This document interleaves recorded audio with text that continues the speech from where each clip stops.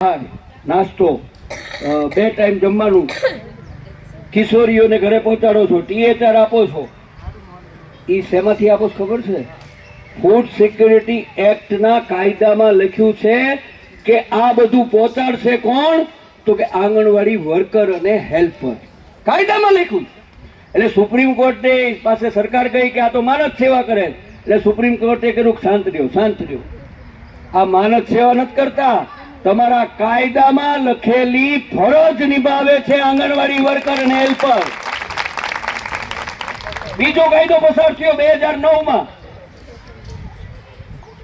છે અને તે ફરજ સરકારની છે, એટલે કાયદો પસાર કરવો પડ્યો. Right to Education Act 2009.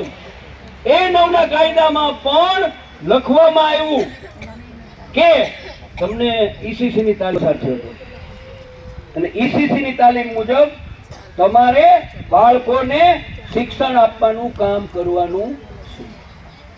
એટલે સુપ્રીમ કોર્ટે કીધું કે ભાઈ માનવ સેવક નથી.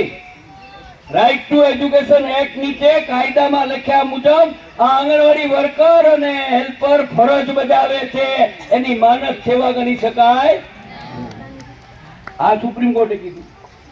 ત્રીજું, ન્યૂ એજ્યુકેશન પોલિસી દાખલ થઈ 2019 માં. એ 2019 ની ન્યૂ એજ્યુકેશન પોલિસીના ડોક્યુમેન્ટમાં પાર્લામેન્ટે જે પાસ કર્યું એમાં લખ્યું છે પૂર્વ પ્રાથમિક શિક્ષણ આપવાનું કામ કોને કરવાનું? આંગણવાડી વર્કર.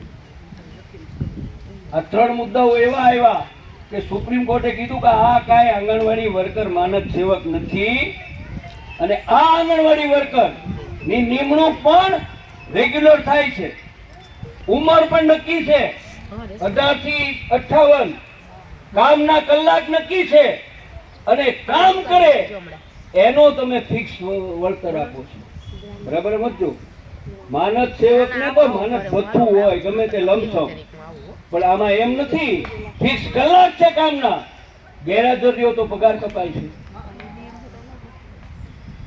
કાંઈ અડુવડું કરો તો શિસ્તભંગની નોટિસ આવે છે અને ક્યાંક ક્યાંક